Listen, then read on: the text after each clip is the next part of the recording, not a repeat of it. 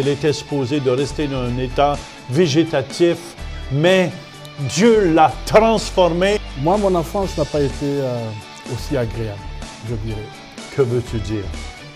Disons que j'étais un garçon très turbulent.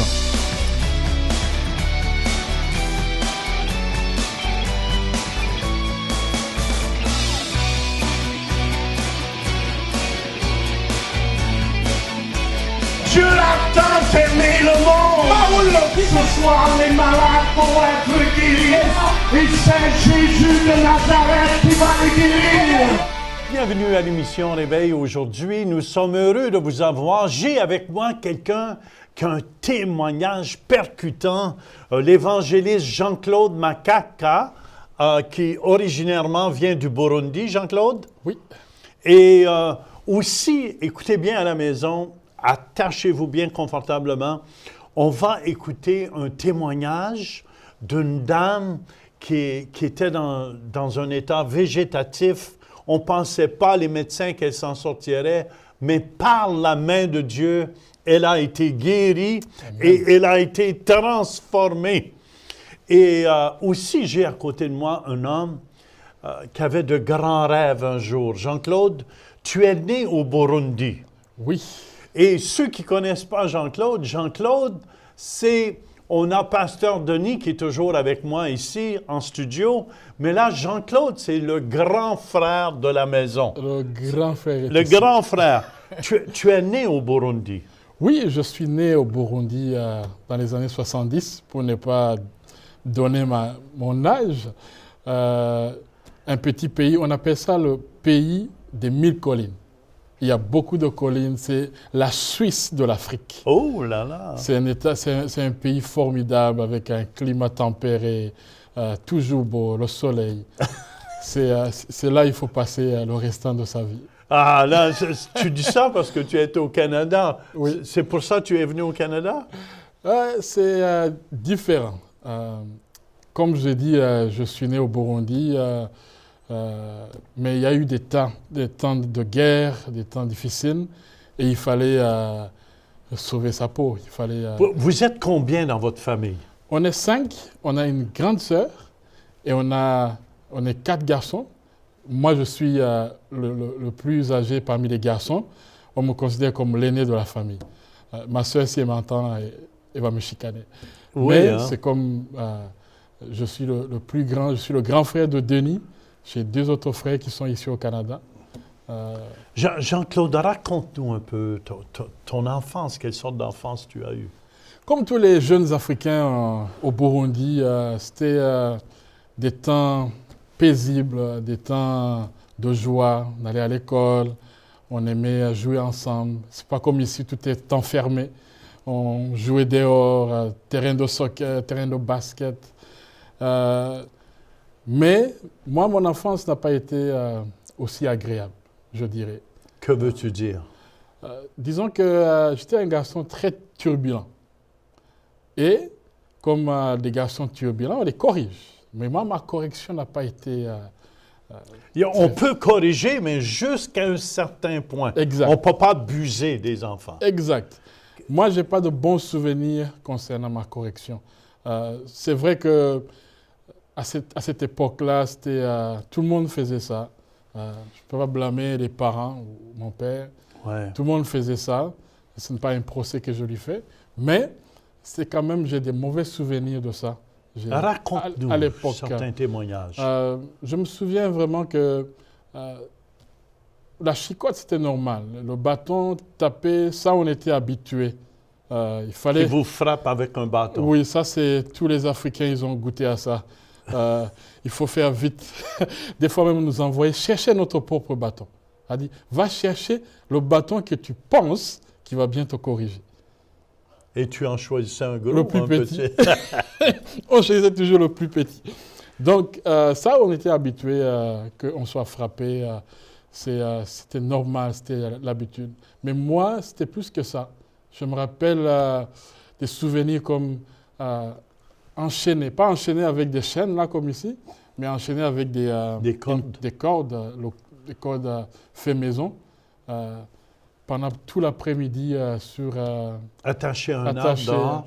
C'est des poteaux qui étaient derrière la maison et on m'attachait là-bas. C'était pour me calmer. Mais pour moi, c'était pas ça. Pour moi, c'était quand même humiliant. Ben oui. Quand tu grandis, tu y penses, tu dis pourquoi ils ont fait ça. Et je me rappelle aussi, des fois, on me demandait de me dénuder, de sortir de la maison. Ils étaient en colère, mais après coup, après la colère, on ne réfléchit pas sur ce que ça fait sur l'enfant. Ça veut dire on te mettait nu à la rue? Non, on me demandait de me mettre à nu, puis sors de la parcelle familiale, va-t'en, pour que tu sois humilié, que tu ne refasses plus ça. Mais de l'autre côté, comme jeune garçon, ça peut toucher à ta personnalité quand tu grandis. Mais c'était un ensemble De correction, de dans le corrections. fond. Ici, au Canada, on vous aurait enfermé. On aurait enfermé ton père. Hein.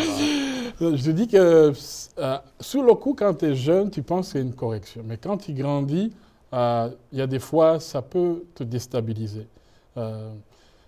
De quelle façon, Jean-Claude, ça peut te déstabiliser? T'en voulais-tu à ton père pour faire ça? Oui, j'ai eu vraiment, j'étais en colère contre mon père. J'ai grandi avec une colère en moi jusqu'à ce que je quitte La maison? la maison familiale. Hein. Moi, j'étais rebelle contre mon père dès l'adolescence parce que je commençais à voir, oh, finalement, c'est pas moi seulement qui fais des erreurs. Lui aussi, il en fait. Alors, je commençais à lui rappeler, pourquoi tu fais ça? Pourquoi tu bois autant? Il Pourquoi... buvait beaucoup aussi. Disons, tous les parents en Afrique à cette époque-là, au Burundi, ils passaient leur temps dans des bars. C'était pas comme ici où on passe le temps avec la famille. Là-bas, c'était normal qu'un parent aille boire dans des bars après le travail. Donc, nous, on n'a pas grandi avec cette présence d'un papa À la maison. qui vient faire les devoirs avec toi. C'était plus avec maman. J'étais proche avec ma mère plus qu'avec mon père. Donc, j'ai eu cette complicité avec ma mère qui m'a appris beaucoup de choses, plus que mon père. Je n'ai pas eu vraiment le temps avec mon père où il me raconte son histoire, il me dit, c'est maintenant que je suis en train de le découvrir sous un autre angle. Mais je n'ai pas aimé vraiment mon temps comme enfant et comme à la adolescent. maison, la Bible dit quand même, honore ton père et ta mère et tu vas vivre longtemps. Toi, dans le fond, tu mettais ça en envers. Tu haïs ton père parce qu'il t'a fait ça. Parce que je voyais sa correction qui était dure, sa sévérité envers moi, et surtout que les plus jeunes après moi, Il n'avait pas cette correction. ils n'osaient pas faire des gaffes parce qu'ils voyaient comment j'étais corrigé. Donc ils disaient, oh, si Jean-Claude est corrigé comme ça, il ne faut pas que nous, Qu'on soit corrigé comme on ça. soit turbulents. Ils se mettaient en ordre.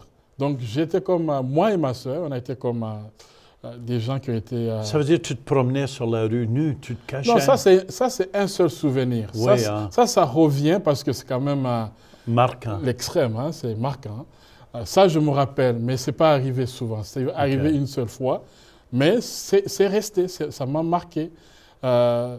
Disons que une combinaison concentrée de correction peut brimer l'enfant, peut travailler ou briser l'estime de soi d'un enfant. Alors moi, à l'adolescence, c'est ça, j'ai commencé à me rebeller contre mon père. Je ne l'écoutais pas, je faisais à ma tête. Mais il y a une chose qui m'a sauvé, c'est le basket. Tu jouais au basket. J'ai commencé à jouer au basket. Jean-Claude est très grand en passant. Amen, amen, amen. Il joue très bien au basket. Je suis 6 pieds 6, c'est-à-dire 1m98, 1m99. Je ne donne pas mon poids. Avant, je donnais mon poids, maintenant, je ne donne plus mon poids. Donc, j'ai joué beaucoup au basket. J'ai commencé à l'âge de 11 ans.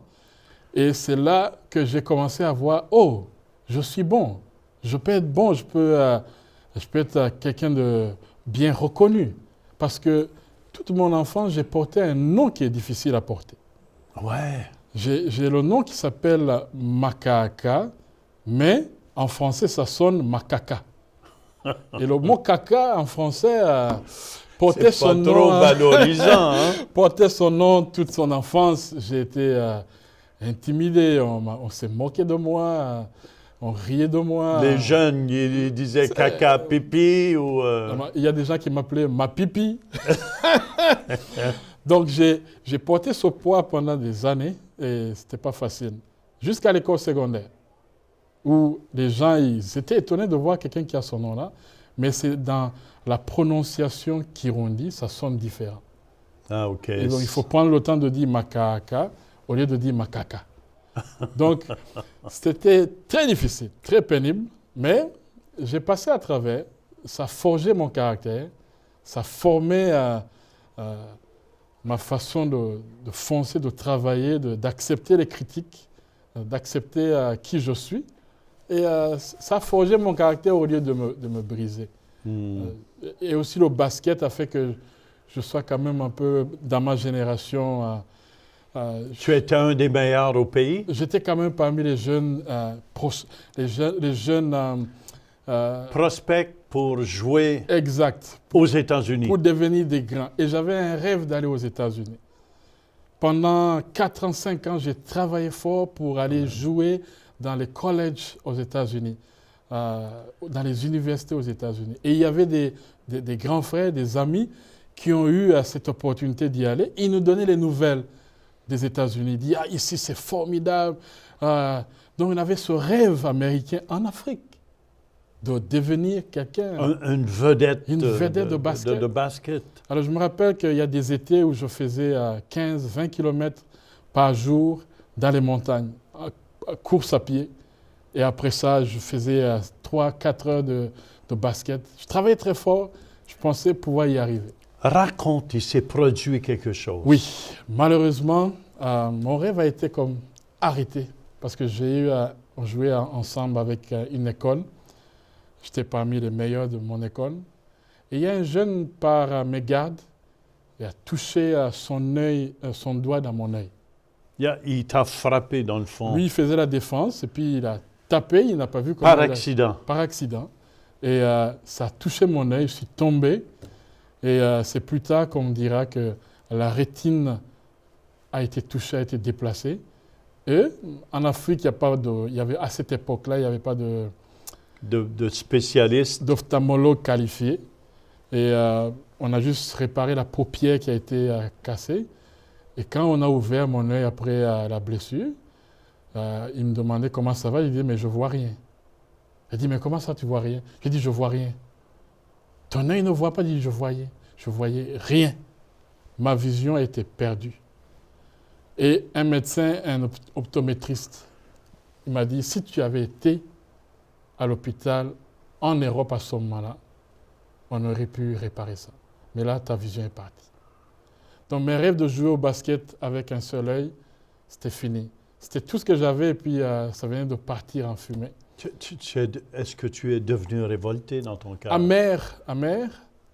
Et puis, tout ce que tu tenais, c'était ça. Part comme ça en fumée, c'est décourageant pour un jeune. J'ai essayé de rejouer.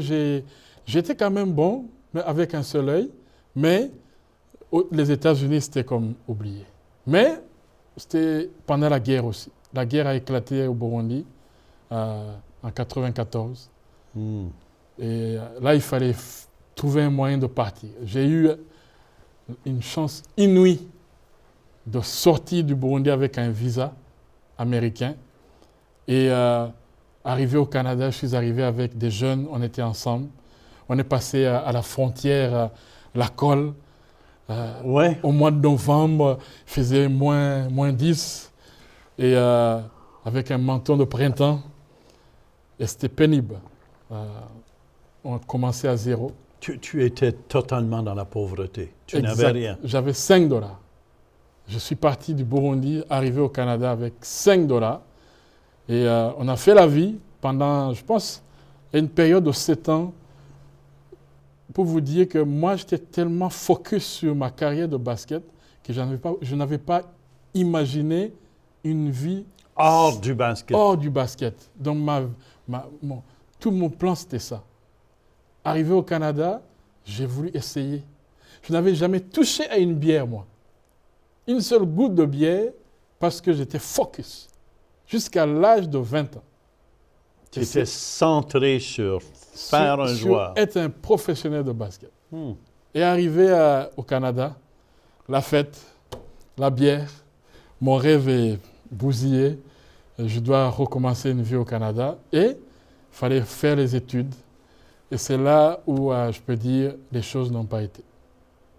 Une vie de débauche, une vie de jeune garçon au Canada qui a la clé de sa maison, l'argent pour acheter la bière, faire la fête. Les études n'ont pas été.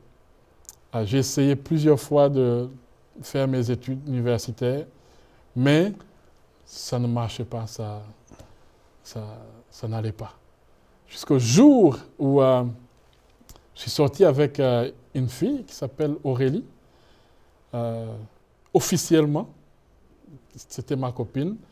Elle est devenue plus tard ton épouse. Mon épouse. Amen. Et là, j'ai rencontré Jésus. J'ai rencontré Jésus. Raconte-nous. Le Seigneur me parle. Toute ma famille prie pour moi. Pasteur Denis, ma mère qui avait une cellule de prière au Burundi. Tout le monde priait pour toi. Tout Tu le étais monde- le mouton noir. Vraiment, il fallait que je vienne au Seigneur.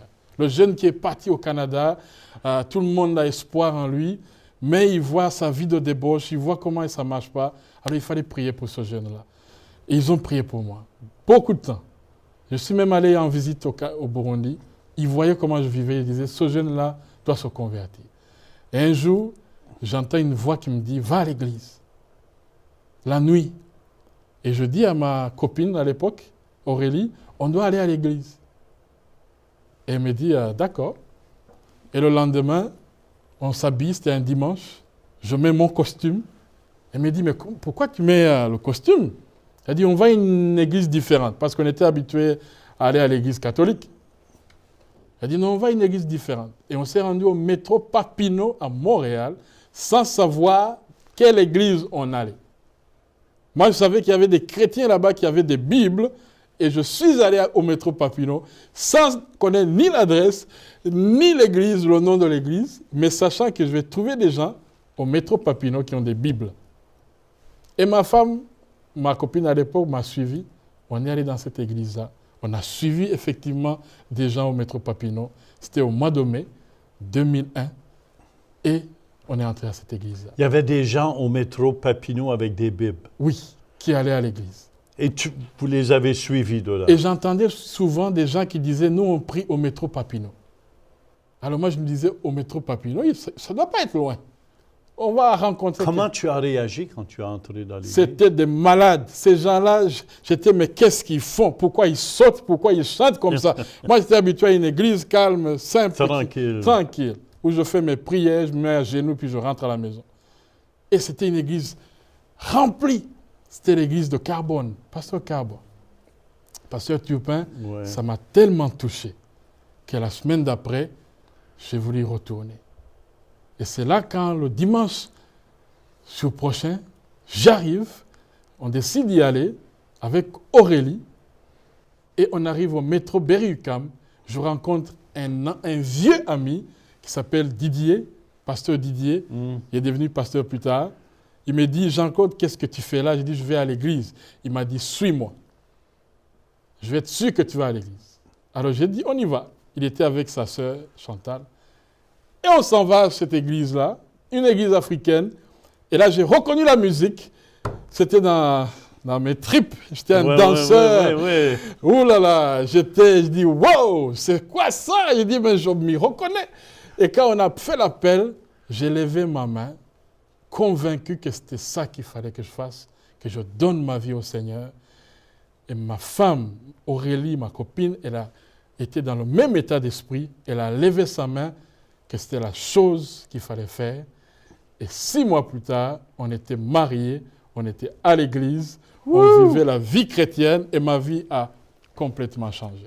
Amen. Et je me rappelle l'été... Il reste moins qu'une minute. Hein? Je vais... Il reste une minute? Une minute, oui. Allez, parce qu'on a un témoignage aussi, écoutez. Alors voilà.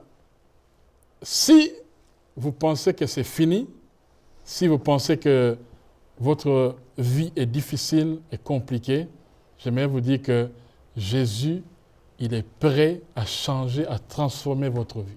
Moi, ma vie a été transformée. J'ai pardonné mon père. J'ai pardonné des amis qui m'ont fait du mal. Ça, c'est bon. J'ai embrassé la vie chrétienne. Le Saint-Esprit est venu et il a fait de moi une nouvelle créature. Amen. Et aujourd'hui, je sers le Seigneur. Amen. Amen.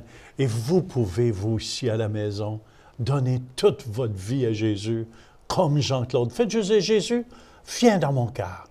Viens dans ma vie, Jésus. Pardonne tous mes péchés.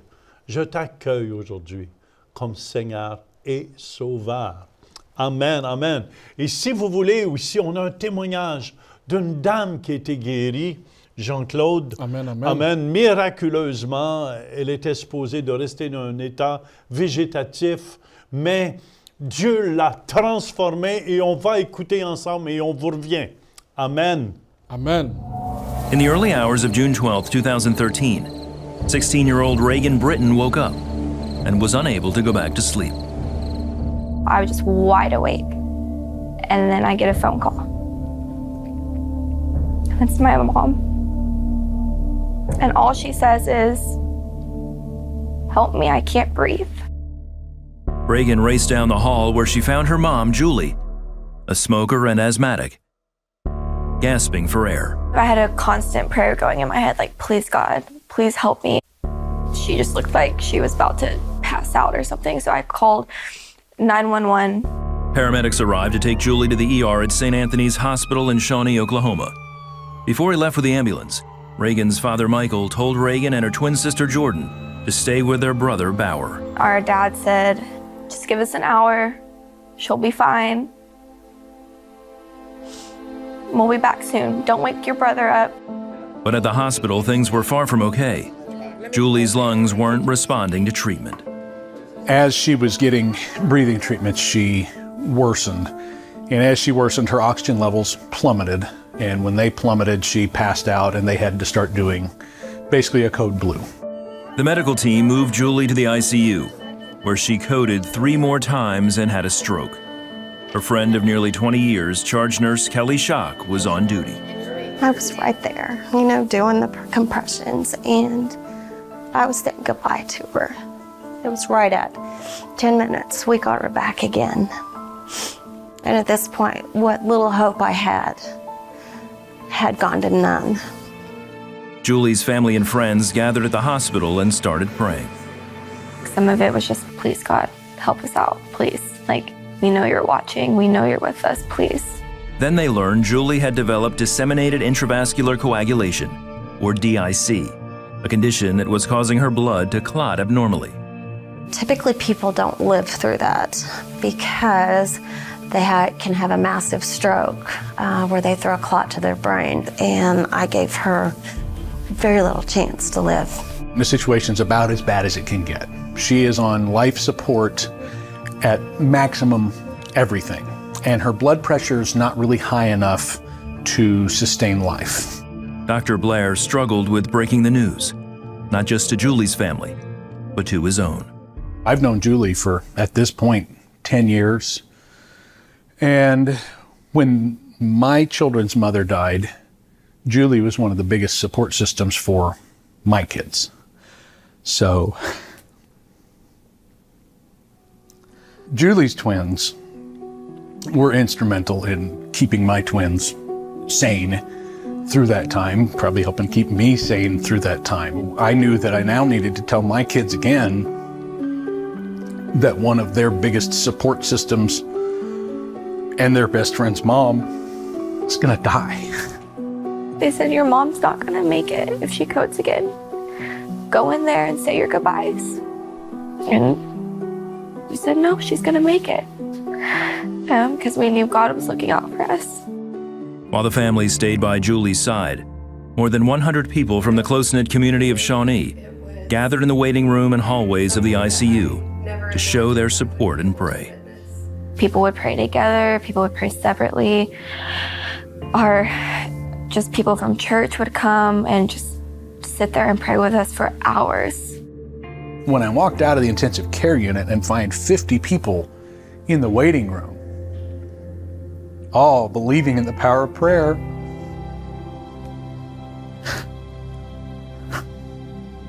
and all believing that somehow she was going to be okay. I'll tell you, that's it's amazing. Julie lived through the night, but doctors didn't hold out much hope for her recovery. Her sternum and ribs were broken from the CPR, so she couldn't breathe on her own. Her kidneys had also shut down. After she made it through the first night, they started saying, "You need to prepare. We know she made it through the first night, but there is a large chance she'll be in a vegetative state." Julie was put into a medically induced coma and transferred to St. Anthony's Hospital in Oklahoma City for dialysis. There, Dr. Blair coordinated a team of nearly a dozen doctors assigned to her care. By now, people all over the country were praying. Julie's DIC resolved, and over the next few weeks, she continued to improve.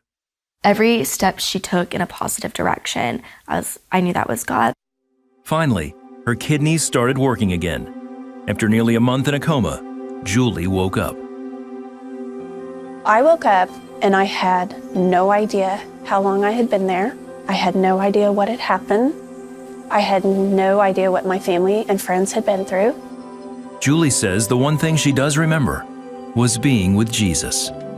I cannot put into words where I was or the joy and the peace and the calm that I felt. There's no chaos.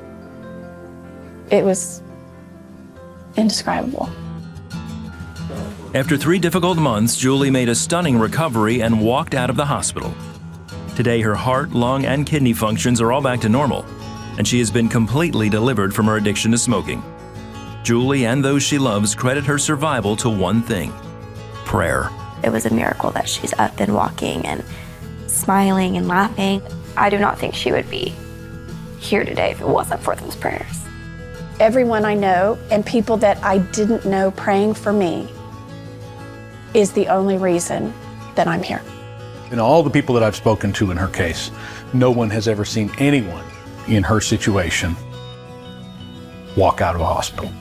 Never. Not before, not since, never. Julie cherishes each new day and her deeper relationship with Jesus. Jesus is guiding you, but you have to stop and listen. I believe that God stripped us of everything except for each other and prayer, until the only thing that we had to look to was Him. Jean-Claude, c'est tout le temps que nous avons aujourd'hui et on vous dit à la prochaine. Visitez le site web centrereveil.com pour participer à nos services en direct. Pour un don mensuel de 20 $ ou plus, vous pouvez faire vos dons en ligne avec Visa et Mastercard ou un chèque par la poste. Et nous apprécions votre soutien. On fait équipe ensemble, une équipe de feu. Alléluia. Amen. Pour un Dieu qui est vivant. Yes. Et Jean-Claude, bienvenue. Ici, on va écouter 2 témoignages des gens qui ont été guéris, transformés dans leur vie. Mais aussi